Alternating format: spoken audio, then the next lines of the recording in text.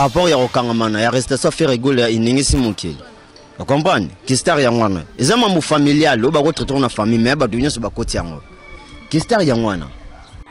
Donc, rien à voir avec Mamboana. Donc, ils aiment déjà battre sur Bamonia qui ont battu Bafinga Kabamonaki, n'a battu Bafinga à Bamonaki. Donc, ils ont un outil, on est Mambolo Bela Debo, n'a pas possible de Mambana.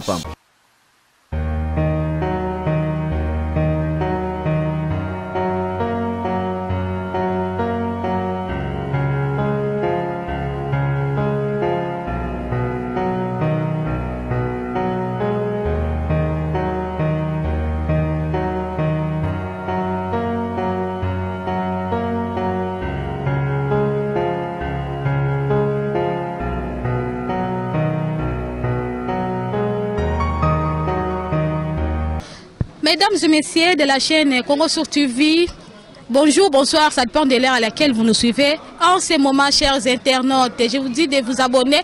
Abonnez-vous massivement pour que vous ratez la vidéo na bisoté, la émission na bisoté et bandakoye la bino, vous s'abonnez za musikate. Une fois ok wana et si ka ba combien abonnés, abonnez-vous. Et puis, commentaire Nabino, et comme ça, la biso bien, chers internautes. Et là, je dis un grand merci à mon caméraman, Roméo Mouchani. Je te dis un grand merci. Je dis un grand merci à notre DG Jurel Semboni. Je te dis un grand merci. Merci à notre cordeau Hervé. Un grand merci à Païka Satunga. Je te dis vraiment merci. Merci à ma grande famille Kekambezi. Merci à Gradi Yula Seigneur. Voilà, chers internautes, comme d'habitude, je ne suis pas seule dans mon plateau. Je suis accompagnée avec Kalate Boye Baye, avec notre confrère, je peux dire, confrère Aza, chroniqueur au Père Évolue à Kanaya. Avec lui, nous allons parler plus des actualités au USA. Ils ont circulé plus dans les réseaux sociaux, ils ont circulé dans la ville province de Kinshasa, ils ont circulé plus ici que Bozali, Boko Zoyango, Kalamingite, Tozanae. Avant toutefois, on a présenté, on a fait Sibino, merci. Et puis, bon, continuer à s'abonner et puis merci de nous faire confiance. Bonjour Miliki de la presse. Bonjour, on se base à la biso partout dans le monde. S'abonnez-vous massivement dans notre chaîne Congo Source TV. Donc Congo Source TV. Donc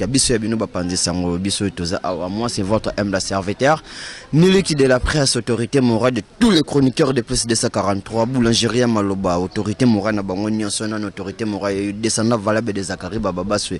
Wana na profiter na saluer manzaka oyanga ICP ya mboka cette fois dédicace le to ya mokonzi liso mokonzi. Donc odile manzaka clin d'œil à toi, Elisée Bokota clin d'œil à toi, Rechimolong à clin d'œil à toi, DJ CDD, DJ Petit Jésus, DJ Curtis, DJ Tigana, DJ Privia président Ranson. Donc clin d'œil à toi mon frère, donc ensemble toujours.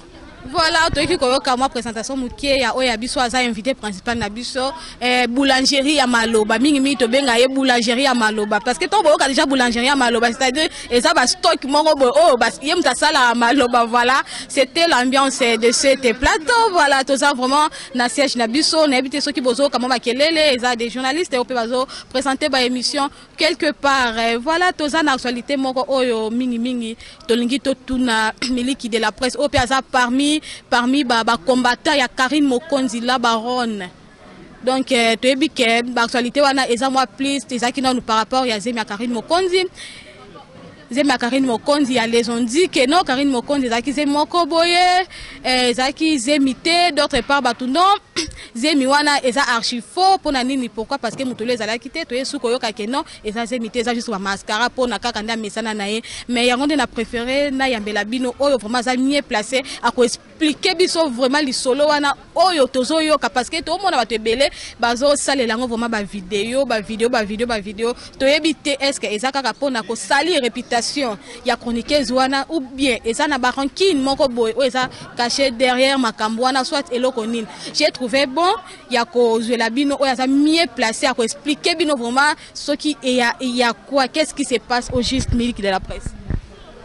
Ouais, le bébé Mokose, donc si je comprends bien par rapport à Zema Karine Mokonzi. Voilà. Et ça les nés Zema Karine Mokonzi. Zema Karine Mokonzi ba rumeur ezo ya ki ba vidéo ezo sale makeno eza makomoko ya lokuta jusqu'à présent Zemi tozo mona me balobi ke eza ya lokuta mais tozo comprendre te yo za un peu proche na yo za parmi batu ya la Chine nde bobengaka voilà. Parmi te batu te naza membre à la Chine. Donc on a chinois. Voilà. Donc la Chine, autorité morale, notre maman c'est Karine Mokonzi la baronne, clin d'œil à toi maman, clin d'œil à notre bof EV. Donc na ebité yo tuninga question na moni clair théologiste. Donc pour na nini zema Karine Mokonzi za te question wana. Nadia Jebe amela poloto ya français Nadia Jebe je te sali na ebike olinga mingi mabanga question ngeza kaka boye par rapport ya ba vidéo o ezo salema et pas ya ba journaliste mususu o ezo salema et pas ya batu mususu ke eza makambu ya lokuta makambo ko ya lokuta mena yo moko atake pe mo lobeli mo panzi sango zemi za obiezate pona ngai moko na mona ki yango na to mona ki on a ba vidéo parce que ye azakuna to moni me balobi ke ça ba montage ça ba biloko moko boazo salaka. Ils vont y avoir question te faut retourner question monsieur donc bablo rabongo moni biso doza déjà ba star biso doza déjà TV Karine Mokonzi star moni via ba star elle a moins compliqué via ba star elle a taillé via ba star batu baba bundisa kango tu vois donc ezala ki pété batu misusu ezate o doza les bombe vimbi RDV le 27 bomona kiango na Belgique on a kinto zaki pande biso oui et pande on a biso Kevin panda le ketcho donc na village panda donc mambo de mona naki donc rien à voir mambo na wana baza moni nous sommes les Bantous, nous sommes les Africains, nous sommes les Congolais. Tous en a posé oyo ezalara na mutema mabe mo trop pour ezamwindu, tu vois. Donc moni star à la menacer trop pas batu. Batu bele pe ba diembela raye pour bazo six. C'est pour y déjà sixé. Comprendre, Abima révélation de la presse 2014. Vous comprenez Michael Jackson de la presse congolaise Karine Mokonzi. Vous comprenez. Donc rien à voir na ba mambwana donc zemi déjà batu nyonso ba monia kyango na batu ba finga ka ba monaki na batu ba finga ati ba monaki donc wana guti wana mambolo bela debo na ben pour sauver ba mambwana pa pambata. Maintenant mec de la presse qu'est-ce qui arrive que et comme la makamoko boy comme caché pour na yango parce que tout le monde a basé mais bato ebele ezalaki na ngo ke mutu pe donc bazo tiango kate boy ba bitize ma Karine Mokonzi comme ko tia makabo c'est que donc bazo comme Zaka ki star au moins nga na zo chance yo vendre na Zakari baba se pendant 2 semaines vous comprenez ezala ba chroniqueur belé na ba journaliste belé ya lelo oyo boye auto ça vola ki chassa parce que au moins ba vieux na te moni ba Zakari baba se bazali déjà ba idole ba lede ba nzela ba placer nzela biso de ko tsama makolo na vana na viona pendant 2 semaines na solange lo moko boye abi boye abi onga na koma lelo pona ndima ko lala nzala alors ce que ba faut pas profiter na miel ba tomba na di banzoi vous comprenez donc banzoi il faut ba ya ba simba ba do ko mbeke miel za wana omoni yo na lelo toza na monde presse. Il y a beaucoup de gens qui classent cité, simbi micro, moutou a formé à comme journaliste. Bravo. Pour du Cameroun, ça va faire de formation. Au cause de l'électricité, va former pour un mécanicien. Mais aux autres domaines mécanicien, ce qu'on va donner sur le bani, de généraliser tout. Ata analyse, imaginez journaliste, à quoi ça analyse à pas mbatté pendant 30 minutes devant micro na yemo qu'on a caméra s'inviter. Vous comprenez? Parce que batu wana bango yeyo nde batu bazo sala ba makambo wana o to monize mi wana go de bien te o ça te bo vous comprenez? Un bon son o mona ke chroniqueur ou chroniqueuse pour biso batu de genda classe ya biso batu de formation et communication clin d'œil mon professeur Jean-Jacques depuis NPP. Vous comprenez? Biso batu de formation ya communication biso batu de na diplôme ya communication naza capable yo sala et naza capable de sala émission pendant 50 minutes na bois qui peut mututé. Vous comprenez? Naza capable de sala émission pendant 2 heures de temps dédicacer peut mututé. Non lobela kama makambo onga naza na munoko. Donc si vous avez miliki de presse boulangerie maloba, oui, je suis boulangerie maloba, pas m'baden zama sali munoko ngana sali maloba. Si vous journaliste so basa mamambwana, oh c'est ma Karine.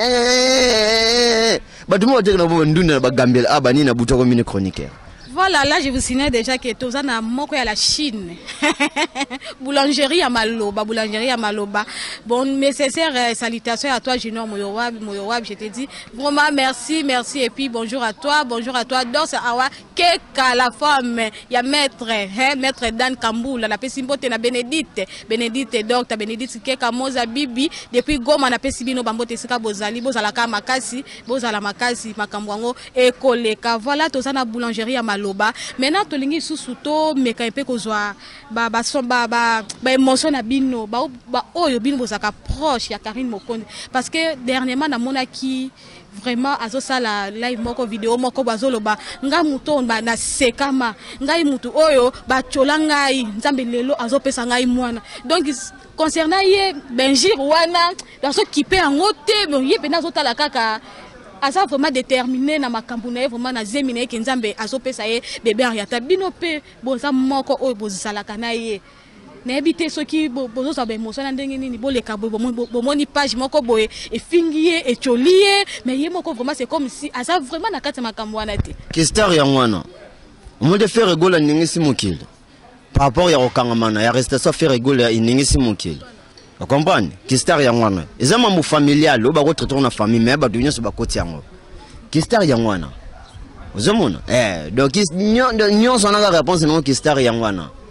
Mais Zemi Karine Mokonde eza lokwa etiki se barankini bela zaki nango parce que azo kende pena na balini wana te rankini omoni rankini sala rappel mutu rankini pe mata mutu rankini pe kita mutu mais so fota sta au fota la au sa rankini nanani so nana zo sala pe rankini na yo tu vois donc wana wandi made mutu mo boye akoma chroniqueur 2 ou 3 aye banyalu ka rankina miliki il faut to solo là. Non, miliki bendanga swati masa bendanga swati ndeko nanga ya nanga grand frère nanga petit frère nanga bendanga par rapport ke bino debo de visibilité ba makambo yo pona sa rankina no sengi nango pe mbongo tu vois donc il est ka bongo ozomona mais so ba twana pe bon bien sûr baluka pe kwanga na bango ke afinga ki Karine po azwa base afinga ki miliki po azwa base. Vous comprenez? Donc rien à voir maman mwana kutu ngana mwana mutu afinga papa chéri mais c'est moi be azwa kara pendant 4 ans jibabi jiba tiko tanga kombole temu pa lega de vabi bana no finga jibe a répondre ngati na tiki. Vous comprenez? Donc izala bongo à part oyo la Chine ngala naza membre du club des stars de Wiranson. Vous comprenez? De naza membre biso de zola biso dans le club des stars de Wiranson de zola bayan ndro lo bala ngoma sana nga DJ Mino baraga yo za tata lo pangu na club des stars de Wiranson. De to za batu oyo so ibe place ba mo place décision zo mara na club des stars so biso to vendre bani to salisco décision. Ce que mutu mo comprendre que ali nga finga wera so ta nga finga dile manzaka fakota na par miliki. Vous comprenez? Parce que si on a le lobby pour Miliki à dégager, si on a le lobby pour Miliki à démarrer, si on a le lobby pour Miliki à fâcher. Vous comprenez? Donc débat de balou qui la kwanga. Vraiment toti koyo kaye maintenant va que to chite pour l'émission na biso to ça les sous actualité moko oyo to nga ki pe to lobela ngo pe moi mingi na Miliki de la presse au pe za membre ya les clubs des stars de Wiranson to lobela kaka concernant concert o eza le 30 juillet ba lobi kala mingi te stade des martyrs et koina mabe ba impression na weza ndenge nini ba organisation eza ndenge nini ya na côté ya Wenge musique maison mère parce que toebi côté ya BCBG bazana ba organisation na bango maintenant côté na bino tant que membre déjà wana na profiter na saluer dit le manzaka o yanga ICP ya mboka cette fois dédicace mutale rasani moko na Wiranson mutasala émission na YouTube na général Yoleko o bato misu ba finga biso ba chroniqueur ba youtubeur bola ba relation te même dans ça l'émission na général Yoleko Odi le manzaka Claude ya to membre de club de stade de Wiranson na moni DJ Tigana DJ CDD na moni Rebien ne chicha o yanga itembe na tembe fi ya clip donc El Gradino Yola donc Seigneur tata ma passe à Claude ya toi mon frère donc pas ikasa tunga depuis loin na PDG. Merci pour les soutiens. Non, le problème c'est quoi? Au moni le 30 juin les événements du siècle. Les événements moko boye koyoka no kudu passer te onda kunanga kadena ezate tika ngopo muyibe mo pe rozala na kata stade des martyrs. Le 29 désolé la veillée na kata stade des martyrs pour stade de Fongoma 10h yebisa na Kinshasa ba doit mona jibena wera kala podio moko stade de Fongoma 9h ma dusu ba wana 6h misu pe ba 5h parce que biso par rapport à game tout tellement on a lu ce suka photo là na stade le 20 le 29 de na bengi club de stade de Wiranson nyonso na bengi BCBG nyonso na bengi ba OK ça vient en moment de chance Wenge référence ouais Wenge référence parce que biso tagi ba membre club de stade de Wiranson stratégie na biso de roter on a TVT puisque bon monde on a stade oh ceux dans na short yangi Wenge bon monde on kuna oh dans na short ya Wira bon monde on kuna po toko bana dero ko pesa ba vanguti mais vagu ezabouyi na club de stade de Wiranson biso doza déjà organisé Pourtant, organisation veut dire que bien déjà, on a profité de saluer Sugar Baby depuis les États-Unis déjà, donc il y a président Bambi. Mais Miliki de la presse, aux Bangate, qui sont pas Pia Kamako et Beta, parce que Balobi Bango déjà Basila. Oui, raconte à Tony sa stade Yemoko. Oui, Rapamba, Wenge Maison Mère, à Tony sa stade Yemoko. Ce que Basangani force, Wenge Nanyos, ce que c'était des Andéni. Vous comprenez? Oui, à Tony sa stade, Bissomoko dans la maison de Tony sa stade, Bissomoko. Vous comprenez? Bah image ça. Le raïd de sa caméraman, ils ont kuna. Baluka boy, sala boy, moni et kangami. Parce que ouais, on a podium, Jibé n'a podium, man n'a podium, Venangaï, Alem Akaba, Didier Masela, Alem Bonda doyen. Vous comprenez? Venabisota Tazawana, ça perd de mon pays. Yebisanga papa, maman. C'était dernier tour d'année. Pour battre ce bazar, bah fani na bango. Vous avez pas, il y a un business qui est millénaire de bité. Faut de la vie les 29. Nous sommes B.O. Baloni na stade wana. Nous sommes au bas de nous bâti ba calmement les 29 et simbate. Faut to bouka on a les 29 wana. Vous comprenez? Na la kiyo to za after ozungu la so émission ba ke miliki mambolo ba ke kokisa mi. To za la mutu likola mutu. Voilà, là je salue vraiment les fidèles de Weranson, les fidèles de Weranson, je te salue. Dès Lutumba, je te salue, je vous salue vraiment. Les fidèles de Weranson, puis baser dans l'organisation, na bango au bazo sala, au lobby que. Samantha Lembe. Samantha Lembe, vraiment je te salue, je te salue. Un grand bonjour à toi Samantha Lembe. Maman Tozaka ana moko ya binomo lobeli. Ba lobby défenseur ya Wenge, moko za modèle aso confirmer les biso concert ango. Mais billet tozo kapé attaque te kiti dango 5000 mais ba billet zo te kamate promotion. Oh, VIP $100. Bien sûr, c'est Camerounais. VIP $100. Billet, mais l'union soit générale, c'est $5. Billet, tu as mambouni. Après, c'est le jour J. Au nom de Bralman, sponsor officiel, événement. Et billet est comme le même jour. Billet de Jésus, aux amants, il faut qu'on t'accorde à Bani, nous, les barreaux à Bassoux. Pour Fandina Wenge Banino Pesoga Maël par rapport à Game. Vous comprenez? Donc il faut que vous soyez baladeur, mais vous soyez micro baladeur, mais vous comprenez plus si nous m'avons dit. Mambo déjà, ça n'a déjà bien biaisoté comme les mêmes jours billets comme puisque déjà écotonda. Vous comprenez? Billet de Jésus. Maintenant, côté sécurité, il y a plus proche, il y a côté sécurité, il y a battu qu'on s'allait assurer parce que. Sécurité, ça FARDC, Moura, la police, garde présidentielle. Aux hommes de sécurité, vous allez la présidentielle. Mais nous avons des événements du siècle. Oh. Et ça, au membre politique, pour Toyo qui a déjà. Président Sassou Patende Basodan a époné membre le 30 juin. Barosalawana. Président Kagame par rapport à Game, ils ont saisi son Basodan dans le bazar on a Rwanda Balarabiso, Baroya Kuna. Obien Gemba, attendez pas Basodan et pour la sécurité le 30 juin, Torozalawana. Vous comprenez? Président Guinée par le billet pour déléguer Basodan à Yépé, il y a Guinée, bas un événement du siècle. Vous comprenez? Sécurité assurée. Sécurité assurée, vraiment, nous sommes vraiment presque à la fin de cette émission. Nous sommes presque à la fin de cette émission. Chers internautes, là, je dis vraiment un grand bonjour à toi, Héros Habib, notre SCG. Je dis un grand merci à tous les membres d'Apelco. Je vois nos sœurs, nos concerts, confrères. Je vous dis un grand merci, Nana Sanga. Je te dis un grand merci, Christella Étoile.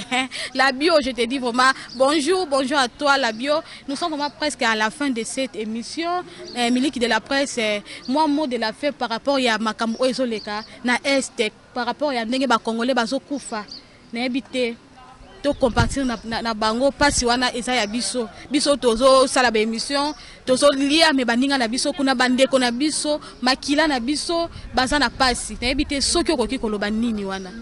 Je suis congolais, je suis FARDC, je suis quinois, je suis Est de mon pays. Courage et belé donc Ouezama belé na biso to kabolongo na motuté. Donc, force à vous, force des armées de la République démocratique du Congo, FARDC. Tu as vu que FARDC est déjà fort, donc tu vas soutenir Bangoba Kendeli, Bosoba Bundela Mboka. Donc, ceux qui vont monter Mambo et Golekabiente, à travers des créateurs, Dieu du ciel, Dieu des prophètes comme Paulo Dominique, Mambo et les Kanango d'Alébon. Donc, il faut qu'à tout bunda. Et ça, mon tout est mon qui a monté un andakuna, ya beti mona na ya tiki bongo. Faut défendre la cause, non, tout n'est qu'au moins, non, ça la kineni. Donc il faut essayer de défendre mboka na yo biso tozo tsayo poa okende liboso ba ndeko na biso ba pasteur ba ndeko na biso oyo bosenga ka boye la nzamba tali singa boye bata $100 boye ka bata $200 busala ta campagne moko ya ba $100 ba $200 ba $50 ba $20 ba business minene ya mboka oyo tozwa mbongo wana topesa ngona FARDC pour FARDC ebundila mboka Miniki de la presse va to kabana yo mo encore par rapport ya match oyo ezobeta ma match amical o babengisi ba légende ebele africain plutôt oyo to moni lokola ba Didier Drogba ba Samuel Eto'o oyo bazoya vraiment na match oyo ezobeta na stade de Martyrs match oyo eza lobby match amical o pe ba lobby mbongo ebele o babengisi li bango vraiment est-ce que ezaka nécessairement il fallait kaka basala ba loisir wana tant que pays na biso eza vraiment bien te bato bazokufa un mot parce que yo posa mopandisango. Bon, bablu qu'on a l'air dans la qui on va aller pour calculer par rapport qu'il fallait nous tout ça FARDC poids FARDC qui n'est pas beau FARDC bunda tu vois bon on fallait besoin de papier sont dans général il y a FARDC pour bailler ba nini ba koyo ko sala ba renforcer pe tama tous oui bundi la mboka pour mboka pe kende dans les bons ozomona soki le longa na za bien yozande on a bien te sonyoni la tangai biso tozolia tozomela malgré veniment du siècle mais ba ndeko ouais est. Je comprends. Donc ils ont moins bien par rapport à game, mais le roi déjà basala qui bon et ça peut m'embêter bon va pourquoi basala qui bon. Biso deux ans biso hors politique. Mais ce deux le baba mo parce que congolais n'aime tazo kufa congolais tazo souffrir. Congolais uzanani yona ngai. Voilà, tout ça la kaka, tout soutenir ba FARDC na biso. Nous sommes à la fin de cette émission, Minute de la presse. Moi 2 ou 3 dédicaces na mot de la fin pour na abonner na biso bazolanda Congo sur cette TV. Big salutation à Samantha Lembe, big salutation à Samantha Ifoji Mama Bonheur de la presse, big salutation à Nadia GB Tata Mosaba Petit, na bosanité Nana Sangara Oyanga, big dédicace à Paulin Mukendi Mona Sukaba Mukendi, big dédicace à ma maman chérie Dorothée Kabouya, ma sœur chérie Gisèle Mwamba depuis Londres, Nicole Mwamba depuis Londres, Betty Mwamba Kabouya Miliki depuis Londres, Olga numéro 5, le coup maman Silibala Olga Miliki Moussa, Balobi, fête na Canada, fête na Gishasa Lobi Toroyo Kate. Joyeux anniversaire, joyeux anniversaire, joyeux anniversaire à toi maman Bobila de la presse congolaise et Barbie. Donc la présence, joyeux anniversaire. Que le bon Dieu tout-puissant te protège, longue vie sur la terre de la part des milices de la presse Oyayo, boulangerie à Maloba, autorité morale de tous les chroniqueurs et Mboga Oyo. Donc merci. Voilà, merci vraiment, merci tout est kozalana oya biso moko. Avec lui on a essayé un peu de parler de l'actualité oyo, toyo qui peut point de vue à moko na biso, oya zalaki a moko na biso journaliste. Nous sommes arrivés à la fin de cette émission, Je dis un grand merci à toi Aurélie Vangou, la maman des garçons capables. Aurélie Vangou, je te dis vraiment merci infiniment à toi papa Kekamezi Freddy mon colonel. Je te dis vraiment merci à toute ma famille, merci à tous nos abonnés, continuez de abonnez, abonnez-vous, partagez, aimez et puis likez nos vidéos pour que vous ratez à la prochaine occasion, vous ratez ma vidéo na bisoté. Merci infiniment à mes sœurs Mimi Keka, moi c'est à maître Vincent Kandolo. Merci à toi Déborah Landou, Judith Mounedi, merci vraiment. Nous sommes arrivés à la fin, je crois que je vous retrouve à la prochaine